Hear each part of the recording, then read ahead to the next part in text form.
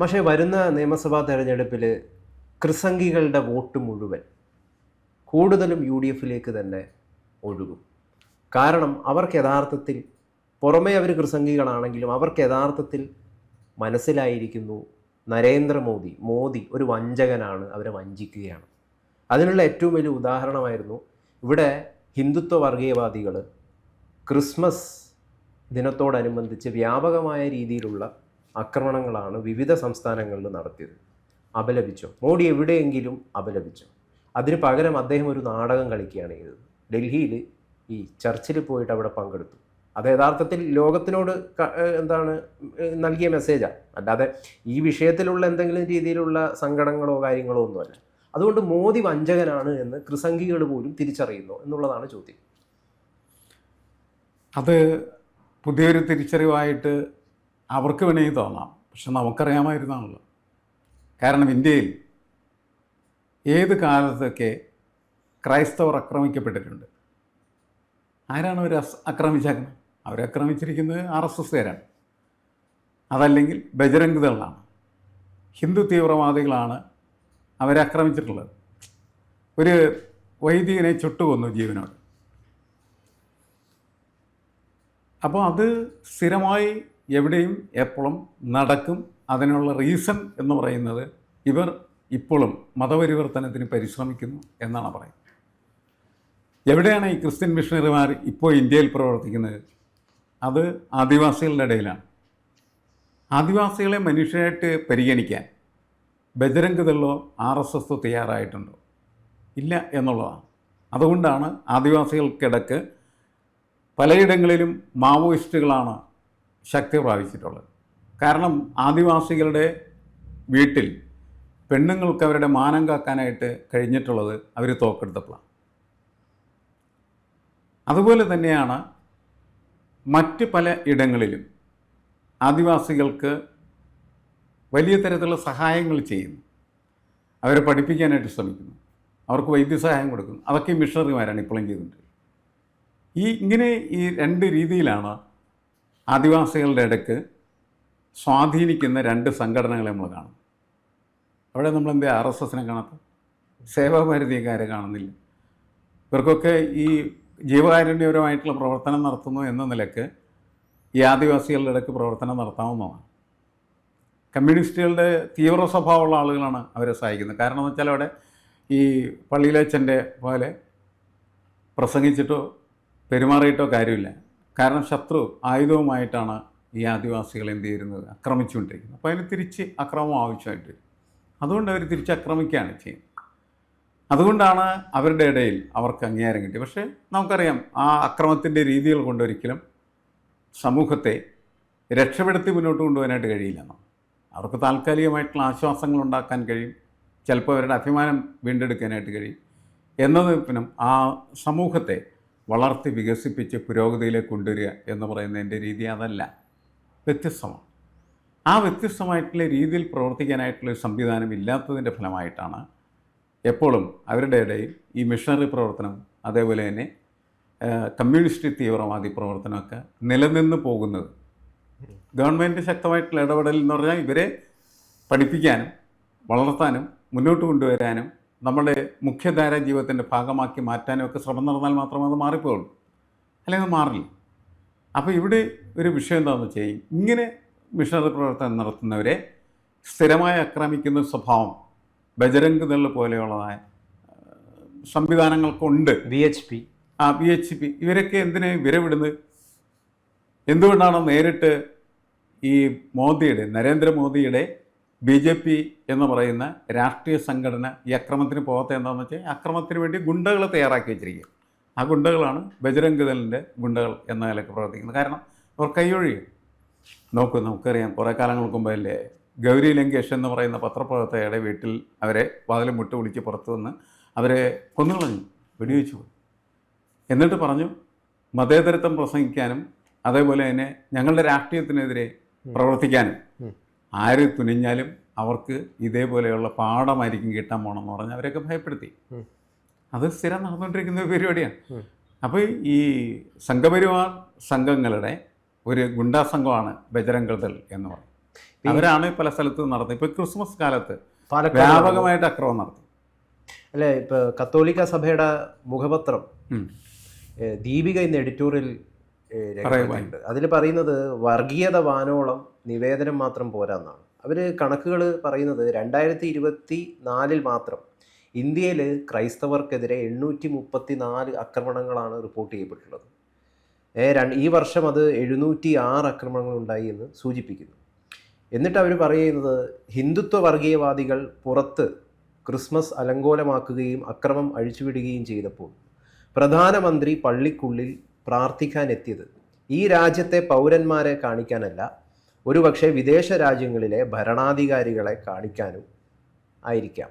അല്ലായിരുന്നെങ്കിൽ ആക്രമണങ്ങളെ അപലപിക്കുകയോ അതിനെതിരെ കർശന നിലപാട് സ്വീകരിക്കുകയോ ചെയ്യുമായിരുന്നു. ശരിക്കും വളരെ കൃത്യമായിട്ടുള്ള ഈ വിഷയത്തിൽ പ്രതിഷേധം സൂചിപ്പിച്ചത് BJP സംസ്ഥാന പ്രസിഡൻ്റായിട്ടുള്ള രാജീവ് ചന്ദ്രശേഖരാണ്. അദ്ദേഹം പറഞ്ഞത് ഈ വട്ടന്മാർ ചെയ്യുന്ന കാര്യമൊന്നും BJPയുടെ തലക്കിടണ്ട എന്നുള്ളതാണ്. ഞാൻ നേരത്തെ പറഞ്ഞല്ലേ, ബജരംഗൾ ദൾ എന്ന് പറയുന്ന ആൻ്റണിയിൽ ഗുണ്ടപ്പണിക്ക് വേണ്ടി ഉണ്ടാക്കിയിരിക്കുന്ന ഒരു സംഘടനയാണ്. അതിൻ്റെ തലച്ചോറെന്ന് പറയുന്നത് BJPയും RSSും തന്നെയാണ്. പക്ഷേ BJPക്കും RSSോ ഇങ്ങനെ പോയി അക്രമം നടത്തിയതിൻ്റെ ചീത്തപ്പേരേക്കാനായിട്ട് താല്പര്യമില്ല. അതാണ് രാജീവ് ചന്ദ്രശേഖരൻ പറഞ്ഞത്, വട്ടന്മാർ ചെയ്യുന്നത് ഞങ്ങളെ ഏറ്റെടുക്കാൻ തയ്യാറില്ല. പക്ഷേ എല്ലാവർക്കും അറിയാലോ ആരാർക്കെതിരെയാണ് ചെയ്തുകൊണ്ടിരിക്കണം എന്നുള്ള കാര്യം. അതിന് അടിസ്ഥാനപരമായൊരു വിഷയം എന്താണെന്ന് വെച്ചാൽ, ഇതിലിപ്പോൾ RSS മേധാവി മോഹൻ ഭാഗവത് RSSൻ്റെ 100 വർഷം തികഞ്ഞ വേളയിൽ അദ്ദേഹം നടത്തിയ പ്രസംഗത്തിൽ വളരെ കൃത്യമായിട്ട് അദ്ദേഹം പറയുന്നൊരു കാര്യമുണ്ട്. രാഷ്ട്രത്തിൻ്റെ വളർച്ചയ്ക്ക് നമ്മുടെ പ്രവൃത്തി, ചിന്ത ഇതൊക്കെ മറ്റേതെങ്കിലും സമുദായത്തെയോ അവരുടെ റിലീജിയസ് ടെക്സ്റ്റിനെയോ ആരാധനാ കേന്ദ്രങ്ങളെയോ ആക്ഷേപിക്കുകയോ അധിക്ഷേപിക്കുകയോ ചെയ്യുന്നതാവാൻ വേണ്ടി പാടില്ല. അങ്ങനെ RSS സർസംഘചാലകിൻ്റെ നിർദ്ദേശം പോലും ഈ RSSൻ്റെ 100 വർഷം തികഞ്ഞ വേളയിൽ രൂപപ്പെട്ടിരിക്കുന്നു. അങ്ങനെ ഒരു സന്ദർഭത്തിലാണ് ഇത്തരത്തിലുള്ള ബജ്രംഗ് ദളും ഈ VHPയിലെ ചില പ്രവർത്തകരൊക്കെ ക്രിസ്ത്യാനികൾക്കെതിരെ, ക്രിസ്മസ് ആഘോഷത്തിനെതിരെ ഇന്ത്യയിൽ മുഴുവൻ ഇത്തരത്തിലുള്ള ആക്രമണങ്ങൾ അഴിച്ചുവിടുന്നത്. എന്താണ് അതിൻ്റെ അർത്ഥം? അല്ല, അടിസ്ഥാനപരമായി ഈ സവർക്കർ അടക്കമുള്ള ആളുകൾ പറഞ്ഞിരുന്നത് ഇന്ത്യയിലെ ഹിന്ദുക്കളുടെ മുഖ്യ ശത്രുക്കളിൽ ഒന്ന് ക്രിസ്ത്യാനിയാണെന്നോ, അതെ, പിന്നൊന്ന് മുസ്ലിം, പിന്നൊന്ന് കമ്മ്യൂണിസ്റ്റ്. അതവർ പറഞ്ഞു വെച്ചിരിക്കുന്ന കാര്യം. അപ്പോൾ അതനുസരിച്ച് അവർ പ്രവർത്തിക്കുന്നു എന്നേ നമ്മൾ കണക്കാക്കേണ്ട കാര്യമുള്ളൂ. അല്ല, പക്ഷെ അങ്ങനെയാണെങ്കിൽ എന്തിനാണ് ഈ ക്രിസ്ത്യാനികൾക്ക് BJP ഇത്രയും സംഭവങ്ങൾ, അവരുടെ ക്രിസ്മസ് ആഘോഷങ്ങൾക്കെതിരെ ആക്രമണം നടത്തുന്നു? പിന്നെ എന്തിനാണ് ഇപ്പം നമ്മുടെ നാട്ടിലെ ചില ക്രിസ്സംഗികൾ BJPയെ വിശ്വസിക്കുന്നത്? അല്ല, BJP ഓരോ പള്ളിയിലേക്കും അരമനയിലേക്കും ക്രിസ്മസ് കാലത്ത് കേക്കുമായി ചെല്ലുമായിരുന്നല്ലോ, അല്ലേ? എന്തിനാണ് അങ്ങനെ ചെല്ലുന്നതെന്ന് ചോദിക്കാം. അവർക്ക് വോട്ട് വേണം, അവരുടെ സൗഹൃദം വേണം. എങ്കിലേ കേരളത്തിൽ എന്ത് ചെയ്യാൻ പറ്റുള്ളൂ, കേരളത്തിൽ ഭരണത്തിലേക്ക് എന്നെങ്കിലും കടന്നു വരാൻ പറ്റുള്ളൂ. ഇന്നല്ല, എന്നെങ്കിലും. അപ്പോൾ എന്നെങ്കിലും കടന്നു വരണമെങ്കിൽ എന്താണ് വഴിയെന്ന് അന്വേഷിക്കുമ്പോൾ 2 വഴികളേ ഉള്ളൂ. രാഷ്ട്രീയം മാത്രം പ്രവർത്തിച്ചിട്ട് അവർക്ക് കേരളത്തിൽ അധികാരത്തിലെത്താൻ ഒരിക്കലും പറ്റില്ല. പിന്നെ അവർക്ക് 2 വഴികളുണ്ട്. ഒന്ന്, മുസ്ലിങ്ങളെ അവരുടെ ഒപ്പം നിർത്തും. 2, ക്രിസ്ത്യാനികളെ ഒപ്പം നിർത്തും.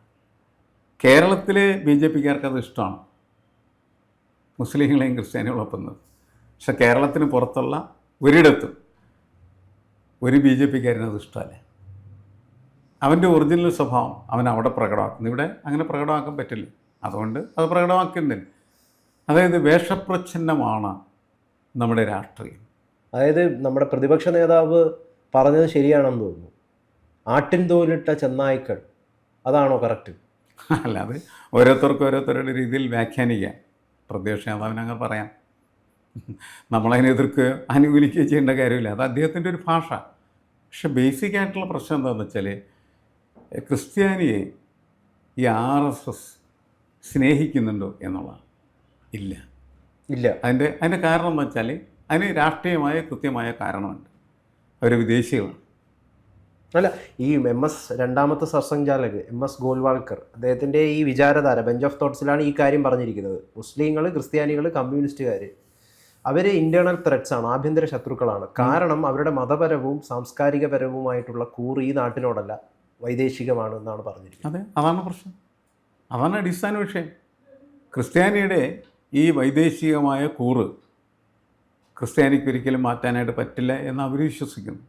നമ്മളങ്ങനെയല്ല കാണുന്നത്. നമ്മുടെ മണ്ണിൽ ജനിച്ചു നമ്മളോടൊപ്പം ജീവിക്കുന്നതായിട്ടുള്ള ക്രിസ്ത്യാനി, നമ്മളും അവരും തമ്മിലൊരു വ്യത്യാസമില്ല. ഇപ്പോൾ ഈ ദീപിക മുഖപത്രത്തിൽ ഇവർ പറയുന്നുണ്ട്, പല ക്രിസ്ത്യാനികളുടെ വീട്ടിലും ഭഗവത്ഗീതയും രാമായണവും അടക്കം പുസ്തകങ്ങൾ നിങ്ങൾക്ക് കാണാൻ വേണ്ടിയിട്ട് സാധിക്കും. അപ്പോൾ ഇവരെ നമ്മൾ എന്താ വിളിക്കുക? ഹിന്ദു ക്രിസ്ത്യാനികളെന്നോ? ഞാൻ പറയുന്നത്, പലതരം വ്യാഖ്യാനങ്ങൾ ഓരോരുത്തരും കൊടുക്കുന്നത് ഏതെങ്കിലും പ്രത്യേകമായിട്ടുള്ള പ്രത്യയശാസ്ത്രത്തിൻ്റെയോ ദാർശനികമായിട്ടുള്ള വെളിപാടിൻ്റെ അടിസ്ഥാനത്തിലൊന്നും അല്ല. ഇപ്പോൾ അതവർക്ക് അപ്പോൾ കാണുന്നവനെ അപ്പ എന്ന് വിളിക്കുന്ന തരത്തിലുള്ള ഒരു രാഷ്ട്രീയ രീതിയുടെ അടിസ്ഥാനത്തിൽ മാത്രം. അങ്ങനെയാണ് ഈ കാര്യങ്ങളെല്ലാം പോയിക്കൊണ്ടിരിക്കുന്നത്. അടിസ്ഥാനപരമായി നിങ്ങൾ ക്രിസ്ത്യാനിക്കൊപ്പമാണെന്ന് ചോദിച്ചാൽ RSSനെ പറയാനായിട്ട് പറ്റില്ല. സവർക്കർ പറഞ്ഞിരിക്കുന്നതാണ് പ്രശ്നം. ഇപ്പോൾ ഓർഗനൈസറിൻ്റെ കുറച്ച് വർഷങ്ങൾക്ക് മുമ്പ് അവരുടെ ഒരു മാഗസീൻ തന്നെ പുറത്തിറങ്ങി. ഇടക്കിടക്ക് ഓർഗനൈസർ ഇങ്ങനെയുള്ള കാര്യം അതിൽ പറയുന്നത് ക്രിസ്മസ് ന്യൂ ഇയർ ആഘോഷം എന്ന് പറയുന്നത് ഈ ഡിസാസ്ട്രസ് ആയിട്ടുള്ള ഒരു ഫെസ്റ്റിവലാണ്. കാരണം അത് പ്രോത്സാഹിപ്പിക്കുന്നത് മുഴുവൻ കോർപ്പറേറ്റ് മുതലാളിത്ത ചിന്തയാണ്. അതിൻ്റെ ഭാഗമായിട്ട് നടക്കുന്ന ആഘോഷങ്ങൾ മുഴുവൻ ഈ പ്രകൃതിയെ, ഭൂമിയെ വല്ലാത്ത രീതിയിൽ ദോഷകരമായിട്ട് ബാധിക്കുന്നു. അതുകൊണ്ട് ഇത് ആഘോഷിക്കുന്നത് തെറ്റാണെന്നുള്ള രീതിയിലാണ് നെറേറ്റീവ് മൊത്തം. അത് ഓരോ സന്ദർഭത്തിനും അനുസരിച്ചിട്ട് ഈ ഭൂമിയിൽ ഇത്തരം പ്രശ്നങ്ങളുണ്ടാക്കുന്നു, പ്രകൃതിയെ നശിപ്പിക്കുന്നു. പുതിയ കാലത്തിൻ്റെ ഒരു ഫിലോസഫി എന്ന് പറഞ്ഞാൽ എക്കോളജിക്കൽ പൊളിറ്റിക്സാണ്. അതും ഞങ്ങൾ ഏറ്റെടുക്കുന്നു എന്ന് പറഞ്ഞിട്ട് അതിനെതിരെ കൂടിയുള്ള ഒരു പ്രവൃത്തിയാണ് ക്രിസ്മസ് ആഘോഷം എന്ന് വരുത്തി തീർക്കുകയും ക്രിസ്മസിനെ എതിർക്കുക. അടിസ്ഥാനപരമായിട്ട് ക്രിസ്മസിനെ എതിർക്കുന്നത് എന്തുകൊണ്ടെന്ന് വെച്ചാൽ അത് വിദേശത്തു നിന്ന് വന്ന ഒരു സംഭവമാണ്, വിദേശ സംസ്കാരമാണ്, വിദേശിയാണ്, അവനടിച്ച് പുറത്താക്കും എന്നുള്ളതാണ് ഇവരുടെ കാഴ്ചപ്പാട്. എവിടെയെങ്കിലും ക്രിസ്മസ് ആഘോഷം നടക്കുമ്പോൾ ഇവർ കാണുന്നത് അതാണ്, അതുകൊണ്ട് അവരടിക്കുന്നു. അങ്ങനെ ഇത് ക്രിസ്ത്യാനികൾ തിരിച്ചറിയാത്തതിന് നമ്മൾ എന്ത് ചെയ്യാൻ പറ്റും? അവർ ഉള്ളിലെങ്കിലും അത് തിരിച്ചറിയുന്നുണ്ടോ? തിരിച്ചറിയുന്നുണ്ടാവില്ല. അതുകൊണ്ടാണല്ലോ തിരുവനന്തപുരത്ത് വോട്ട് കിട്ടിയില്ല, എന്നോട് ചോദ്യം ചോദിച്ചല്ലോ തുടങ്ങുന്ന സമയത്ത്, UDF ഇവർ ക്രിസംഖ്യകൾ എന്തുകൊണ്ട് വോട്ട് ചെയ്യുന്നു? ക്രിസംഖ്യകൾക്ക് UDF വോട്ട് ചെയ്യാൻ പറ്റുള്ളൂ. അതുകൊണ്ട് അവർ UDF വോട്ട് ചെയ്യുന്നു. നേരത്തെ അവർക്കൊരു സംശയം ഉണ്ടായി, ഈ കേരളം എന്ന് പറയുന്നത് ഈ കമ്മ്യൂണിസ്റ്റുകാരുടെ കയ്യിൽ തന്നെ ഇങ്ങനെ ഇരുന്നു പോകുമോ എന്നുള്ളത്. അങ്ങനെ പോകുകയാണെങ്കിൽ പിന്നെ അവരെ ഒതുക്കാനുള്ള മാർഗം എന്ന് പറഞ്ഞാൽ BJPക്കാരാവുക എന്നുള്ളതാണ് എന്ന് പറഞ്ഞിട്ടാണ് അവർ BJPയുടെ വീട്. പക്ഷേ ഇപ്പോൾ അവർക്ക് മനസ്സിലായി, കമ്മ്യൂണിസ്റ്റുകാരെ അടിച്ച് താഴേക്ക് ജനങ്ങൾ ഇടുന്നു, അതുകൊണ്ട് UDFനൊപ്പം കൂടാം എന്ന് കരുതി അവർ കൂടുന്നതെന്ന് മാത്രമേ ഉള്ളൂ. ഒക്കെ വളരെ ഓപ്പർച്യൂണിസ്റ്റിക് ആയിട്ടുള്ള നിലപാടുകൾ. അതായത് മാഷ് പറഞ്ഞത് വരുന്ന നിയമസഭാ തെരഞ്ഞെടുപ്പിൽ ചിത്രം മുഴുവൻ മാറും. അതായത് ക്രിസ്ത്യൻ ഔട്ട്റീച്ചിനായിട്ട് കുറേ ശ്രമങ്ങൾ നടത്തിയിട്ടുണ്ട്. അല്ല, ഞാൻ പറയുന്ന അടുത്ത നിയമസഭാ തെരഞ്ഞെടുപ്പിൽ വീണ്ടും BJPക്ക് വോട്ട് കുറയും. ക്രിസ്ത്യാനികളെ കൂട്ടമായിട്ട് UDFന് വോട്ട് ചെയ്യും, UDF ജയിക്കും, UDF അധികാരത്തിൽ വരും. ഇതാണ് സംഭവിക്കാൻ പോകുന്നത്. അതിൽ വലിയ മാറ്റമൊന്നും ഉണ്ടാവില്ല. മോദി അപ്പോൾ വഞ്ചകനാണെന്നാണ് മാഷ് പറയുന്നത്. ഞാനല്ല പറയാം, എനിക്ക് അവരുടെ കാഴ്ചപ്പാടാണല്ലോ. അങ്ങനെ ചിന്തിക്കുന്നവരുണ്ടാകാം. അതുണ്ടാവാം, തീർച്ചയായിട്ടും. വളരെയധികം ക്രിസ്ത്യാനികൾ അങ്ങനെ വിശ്വസിക്കുന്നുണ്ട്. ചതിക്കുകയാണ്. കാരണം അരമനയിൽ കേക്ക് കൊണ്ടുവന്ന് അരച്ചിരിയായിട്ട് നടന്നിട്ട് അവസാനം ക്രിസ്മസ് ആഘോഷം നടക്കുന്ന സമയത്ത് എല്ലായിടത്തും അവരെയൊക്കെ തല്ലുക. അതൊരു ചതിയല്ലേ എന്ന് തീർച്ചയായിട്ടും അവർ ചോദിക്കുന്നുണ്ട്.